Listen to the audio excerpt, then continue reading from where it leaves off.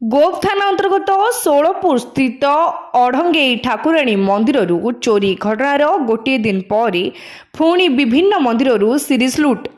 नागपुर मालीसाही नारायणी मंदिर ताला भांगी मां को रूपा मुकुट आखि और हुंडी बॉक्स भांगी दुर्बृत्त माने टंका लुट करने सह निकटस्थ नेतपुर गेलबाई मंदिर मालीसाही विमला मंदिर और पद्मपड़ा हरिसहदेव मंदिर ताला भांगी रूपा अलंकार सह हुंडी टंका लुटि नहीं।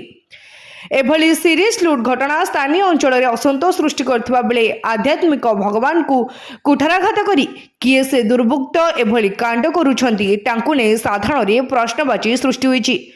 गोटे 24 घंटा मध्य चारि मंदिर चोरी घटना एवं पुलिस प्रति अपराधी भय नथिबा सूचाउथिबा पुलिस कार्यदक्षता प्रति अंगुली निर्देश होईछि।